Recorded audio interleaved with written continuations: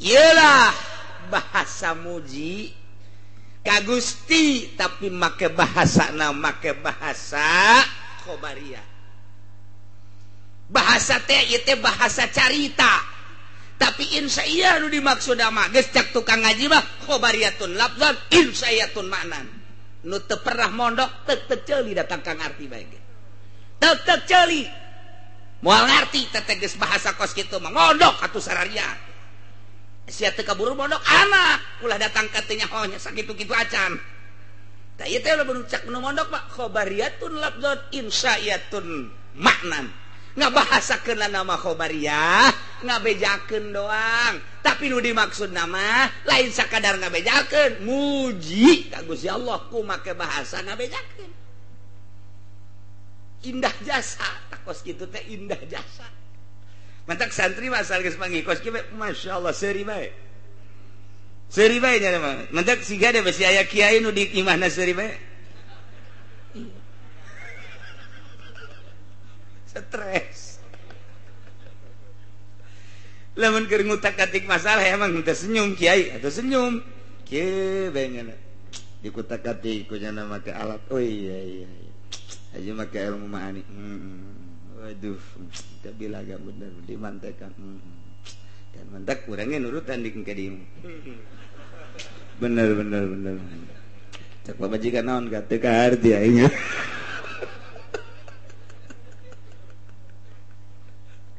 aduh Gusti Allah. Iyalah khobariyatun lafzan insayatun ma'nan. Di mana kanyahoan khobariyahna? Panrangkaianana mubtada khobar. Alhamdulillah jadi mubtada lillahi nakdirkeun isim jadi khobar. Geus rangkaian mubtada khobar mah atuh tah mangarana khobariyah Zaidun qaimun nyaritakeun bahwa Ki Zaid teh nangtung nyaritakeun Ki Zaid nangtung ieu ge nyaritakeun puji teh kagungan Allah. Ngan sakadar nyaritakeun bahwa sadaya puji teh kagungan Allah Aisyana muji henteu. Aisyah muji apa henteu? Ieu mah da dongeng. Carita bahwa puji boga Allah Aisyah muji henteu. Ka dieu sia. Ieu bahasa aing, ieu bahasa muji teh kos kieu aing mah. Ngan isin aing lamun ngabesakeun bahasa hayang.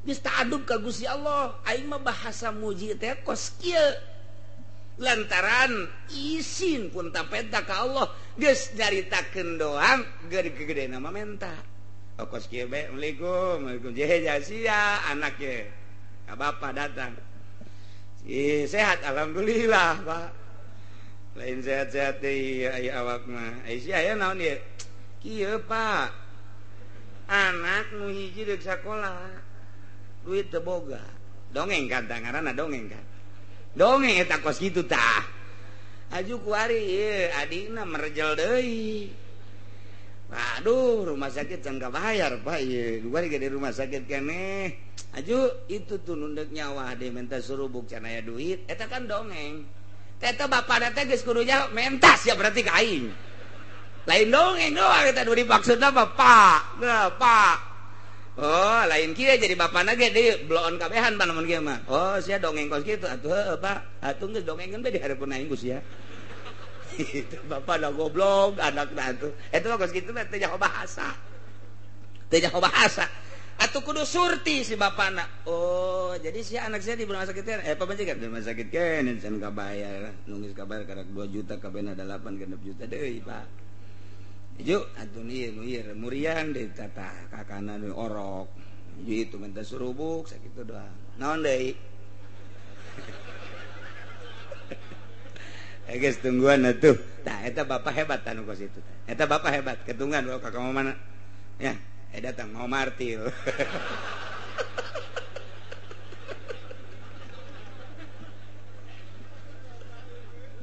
Tah ieu bahasa bilagah teh kos kitu indah jasa jadi teu kudu menta bah masyaallah kula mah tulungan bae di rumah sakit sakitu eta henek ka bapak eta henek eta ulah ka bapak mah teu kudu kitu dongeng bae da hareupeun bapak oh atuh pan sia teh patalina jeung aing kolot sia kasusahan atuh berarti sokolot ge milu susah geus bae atuh kono mah tungguan heulanan sia boga surat sawah teu Bu eta teh jual heulangan.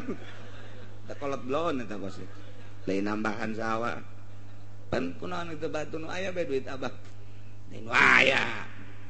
Aing itu hayang peperet dina salah sia sarua. Sugan bae ku sia dijual malam aku 20 juta, sia butuh 10 aing 10. Beuh, cak kolot cak anakna. Puyeng yang boga kolot kos ieu. Tah, eta teh kos kitu. Okos urang bahasa untuk merobek hati wanita. Tidak usah tokmol, aku cinta padamu. Ha, teman teu bisa aeun tah kos kitu mah tuh. Tidak bisa aeun, cukup ku sakieu doang ge. Jika aku melihat wajahmu, hatiku merasa teduh. Masya Allah, Masya Allah. Aduh. Setiap saat bayangmu selalu ada di hadapanku. Masya Allah. Sejuta bintang di langit, satu yang bercahaya. Sekian Udin.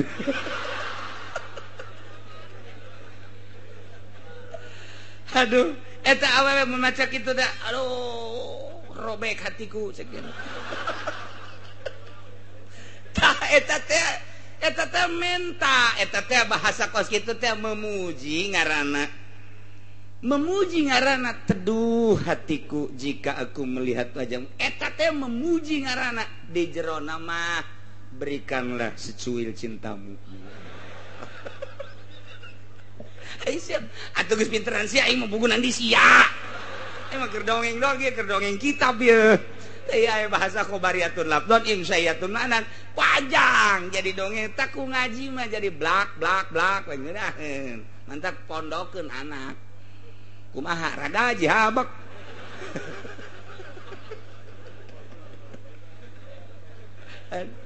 Ieu tah bahas kos kitu bae ge angel dah.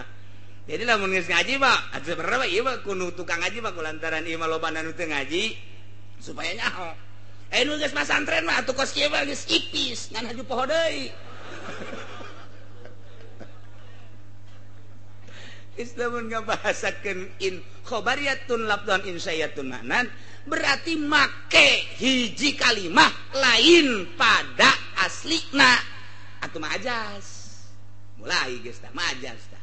Ngageserkeun kalimah tina makna hakiki kana makna majazi per kalimah kuari mah per kalam pasti kadituna majazna ieu adalah tamtsiliyah. Atuh beda kena kadituna tuh lamun per kalimah majaz teh pasti istiarah mun teh istiarah teh majaz mursal. Oh, ieu mah kan per kalam, rangkaian mubtada khobar, rangkaian syarat jeung jawab, rangkaian dan lain sebagainya. Oh, jadi beda ke ngagunakeunana. Ngalaksanakeunna ngan tetep majaz kos kieu teh majazuhum kalimatun ustumilat fi ghairi aslihin lau qadudiyat. Qadudiyat ngeunaheun. Dek pake samar kondi al majaz dah dereng-deng atuh babari mentak ngeunaheun mun urang mondok. Ieu teh maksudna mah ana unsiul hamda pi maksudna mah abdi teh ngabuktikeun muji ka Gusti ku bahasa carita sarua jeung kitu. Sarua jeung tadi anak sabenerna mah kula teh deuk menta ka bapa ku bahasa dongeng. Tuh jadi lamun kolotna pinter dongeng eta lain ditanggap naon deui sia naon deui tah naon deui atuh aing karunya aja ka sia cak anak karunya sih teu mere belakon.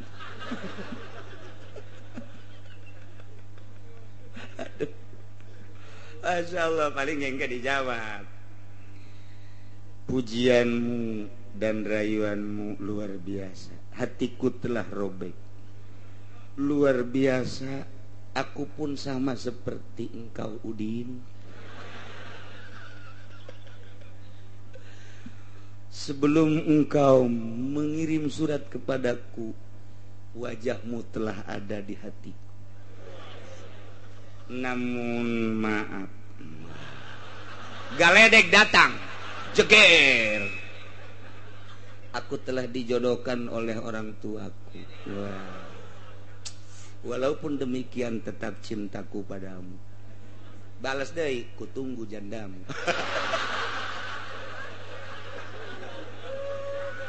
ikuran karena itunya karena rese ya urusan gara-gara alhamdulillah ya Masya Allah ini itu bahasa setima alhamdulillah nu mantak moal aya khutbah paling hebat eta diparake ku kabehan jak Kangjeng Nabi ge mun khutbah eta alhamdulillah alhamdulillahilladzi jalla wa ala alhamdulillahi rabbil alamin alhamdulillah be tanu sok kurang make alhamdulillah kurang hebat atau bisa bae deh kuku hamdan ahmadu dan lain sebagainya tapi mual aya nu leuwih ti alhamdulillah sebab bahasana lemes luar biasa muji pakai bahasa carita Masya Allah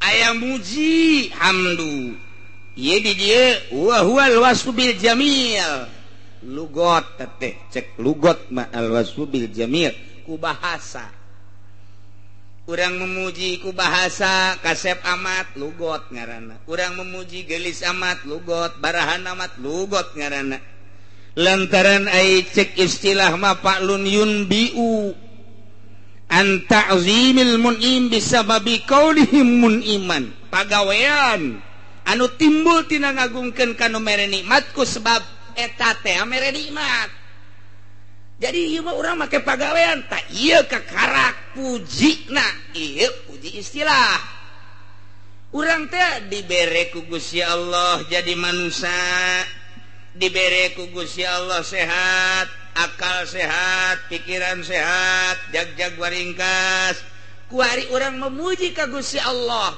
ku sungut doang mah bahasa tama barahan amat Gusti Allah luar biasa istimewa Gusti Allah Maha Rahman Maha Rahim Maha sagala-gala eueuh nanaonan sakitu teu kudu make bahasa kos kitu dur zuhur wudu salat teu ngomong nuhun Gusti teu ngomong pake pagawean eta teh muji nu paling istimewa mah kos teu kudu ngomong urang datang ka imah dunungan urang teu kudu diomong dunungan mah luar biasa barahana ka abdi geus luar biasa beberean teh ka abdi teh geus hese nyaritakeun anak ulah ngomong kitu ka dunungan mah tembongkeun pagawean sia di hareupeun dunungan rasa syukur sia ka dunungan sia muji ngaranna begitu datang ka dunungan langsung ka dapur bersihan ka dapur kote terus bersihan jukut-jukutna sasapu ngepel dan lain sebagainya eta teh kan memuji rasa syukur tidak pemberian si dunungan geus beres kue bersihan cak dunungan garong atuh ieu mah tak eta muji daripada ngan kusungut doang ngan dibere kusungut doang eueuh tapak di mata dunungan tapi ketika datang sasapu koret dan lain sebagainya eta teh geus muji cak dunungan Masya Allah kamari dibere 100.000 bagi imah jadi bara resiki katut jeung kue na bersih judungan mendingan mana tah ngan omong doang jukut nyemrung daripada teu ngomong mendingan nu teu ngomong tapi jukut lesa mending mana atau mending nu lesa ngan dibere omong doang jukut nyemrung tai kotok ambalaya di dapur mararacet kompak dan lain sebagainya aing dibere omongan doang tengenahin tapi begitu datang ke dunungan rarapih kabeh ieu ge urang ka Allah ngan ngomong doang Gusti Ma'al Maha Rahman Maha Rahim ai salat henteu ai puasa henteu zakat henteu blod cak Gusti aing emangna naon cak Gusti pan sia teh aing muji ka aing mah atuh parentahan aing tah fa'lun yunbiu anta limit anta zimil munim ku sebabnya na mere nikmat ka urang lakukeun puji ka Gusti Allah salat puasa zakat dan lain sebagainya puji aya di syukur mah syukur bahasa urang terima kasih cak Gusti Allah malam yaskurin nas lam yaskurillah jelema nu teu syukuran ka manusia teu syukur ka Allah jadi urang bersyukur teh ya kudu ka jelema heula eta teh ya sarua jeung ka Allah kurang kercicing baik poe minggu hujan gede jol bae jelema cicing bae teu ka mana henteu tah teu ka mana ka yang dibere ku Haji Samsur 2 bungkus aboh molotot bae teu kicep-kicep bersyukur tata bersyukur alhamdulillah kalawuh heula Allahu akbar brak sujud syukur lantaran nyana dibere Haji Samsu 2 bungkus dek beli hujan duit teu boga aijol aya pohara jasa pantai aya syukur ngaranna bersyukur ka jelema anu mere nikmat ka urang sarua jeung bersyukur ka Gusti Allah ngan dibuktikeun ku ari mah dibuktikeun kos kumaha si bentuk syukur nu asli bentuk syukur nu asli tergantung jelemana lamun alim bitaklimihi kiai kumagan eta adalah bentuk syukur teu kudu ngomong lamun hiji jelema dibere ilmu ku Gusti Allah nyana daek magahan ngaji dek saurang dek duaan dek 10 dek 100 lu jelas nyana magahan ngaji tak eta bentuk syukur mun dibere ilmu teu daek dibikeun ka batur kufur ngaranna lantaran aya nikmat pemberian ti Allah teu daek dibikeun ka batur kufur nikmat dibere ilmu kunyana ku Gusti Allah tapi teu daek dikembangkeun ilmuna geus alim bitaklimihi lamun aya kiai daek magahan ngaji eta ngaranna bentuk syukur geus syukur teh eta ka murid alhamdulillah aing aya sia ngabaturan aing ngaji aing bisa nyodakohkeun ilmu ka sia eta ka jelema tah bersyukur ka santri bersyukur ka jelema nu daek ngahadiran hakikatna mah eta teh syukur ka Gusti Allah geus eta kudu diomongkeun Gusti Allah bersyukur ka dinya teh sarua jeung ka Allah malam yaskurin nas lam yaskurillah jelema teh syukur ka manusia teh syukur ka Gusti Allah bentuk syukurna mun dibere ilmu pagahkeun nah santri ngan 3 bae mingguan teu jauh ti 5 kitu ge mun teu hujan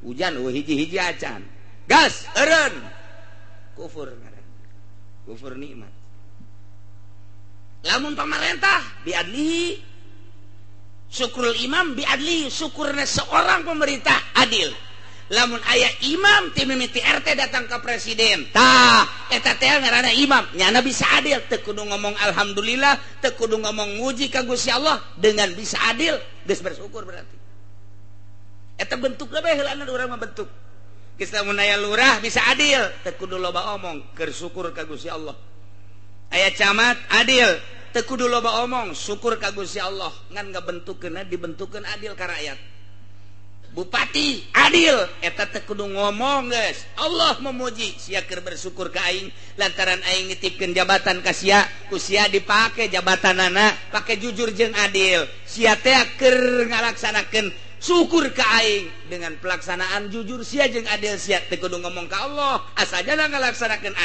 adilna imam syukur berarti ka Gusti Allah lamun nu sugih bisa dakotihi lamun aya jelema sugih bisa sedekah teu kudu ngomong eta adalah bentuk syukur ka Gusti Allah lantaran mun teu boga nyana teu bisa sedekah nah kuari dengan sedekahna berarti keur bentuk syukur ka Gusti teu kudu ngomong-ngomong ka Allah geus henteu kudu asal aya pake miskin tah asal aya butuh tah eta teh geus berarti syukuran ka Gusti Allah sanajan hatena poho ka Gusti Allah nyana keur ngalaksanakeun syukur ka Gusti Allah